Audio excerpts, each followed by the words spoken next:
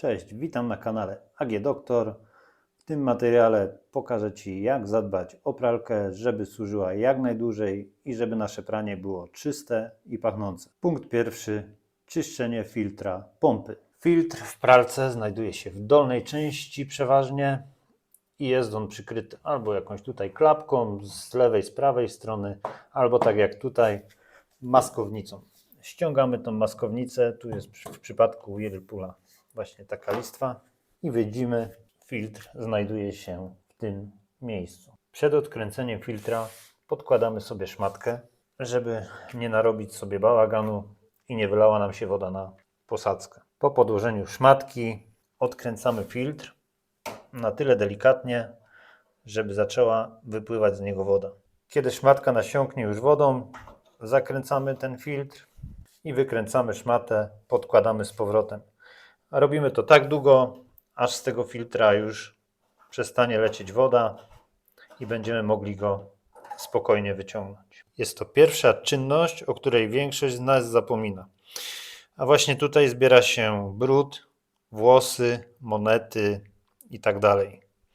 Zatkany filtr to też częsty powód pojawiania się błędów pompy zapchanego filtra. Kiedy wykręcimy filtr, czyścimy go, pamiętamy o tym, żeby wyczyścić sam filtr i tak samo wyczyścić w środku tutaj ten otwór, w który ten filtr wchodzi sobie. Po wyczyszczeniu filtra wkładamy go z powrotem i zakręcamy ręką do samego końca. OK. Zakładamy maskownicę, czy tam zamykamy klapkę. Pierwszą czynność mamy z głowy. Kolejnym punktem jest czyszczenie szuflady i wnęki. Szuflada to kolejne miejsce, gdzie zbiera się wilgoć i detergent. Tu często powstaje pleśń. Wyjmij, wypłucz i wytrzyj. Zobaczcie, jak wygląda szuflada w nieczyszczonej pralce. Kiedy doprowadzisz szufladę już do, powiedzmy, takiego stanu, warto się zająć tutaj tą wnęką. Do czyszczenia tej wnęki możemy użyć jakiegoś płynu z odkamieniaczem, spryskać wszystko w środku, odczekać parę minut, bierzemy szczoteczkę i szorujemy, tak żeby wyglądało to mniej więcej tak jak w tej pralce. Jeżeli mamy to zrobione, możemy włożyć szufladę do środka i przechodzimy do kolejnego punktu. Kolejnym punktem jest czyszczenie gumowego fartucha i drzwiczek.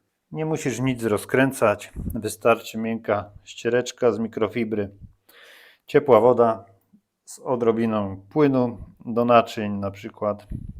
I co robimy? Sprawdzamy fartuch, czy nie ma tutaj jakiegoś syfu, brudu i tak dalej. Czyścimy tutaj cały ten środek, tak żeby nie było już żadnego śladu pleśni ani brudu. Warto sprawdzić ten fartuch, ponieważ często zbierają się tam resztki po praniu, które mogą brzydko pachnieć. Jeżeli mamy wyczyszczony fartuch, bierzemy się za czyszczenie drzwiczek. Możemy użyć jakiegoś odkamieniacza, płynu do szyb.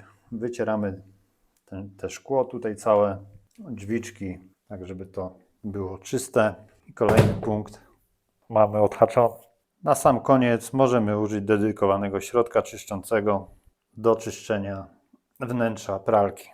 Na rynku dostępne są gotowe środki do czyszczenia pralek w proszku, w płynie, w kapsułkach i zostały specjalnie opracowane z myślą o bezpiecznym działaniu na grzałkę, uszczelki i elektronikę. Ja nie promuję konkretnej marki, ale jeśli chcesz coś sprawdzonego, w opisie filmu znajdziesz linki do dedykowanych środków. Kupując przez nie, wspierasz ten kanał. Dzięki. Wystarczy stosować to raz na 1-2 miesiące, zawsze zgodnie z instrukcją na opakowaniu, bez przesady. Jak widzisz, nie trzeba octu, sody, kwasku cytrynowego. Wystarczy systematyczność i trochę świadomości. Zadbaj o sprzęt, a Twoje pranie będzie czyste i pachnące. Subskrybuj AG Doktor. Do zobaczenia. Hej!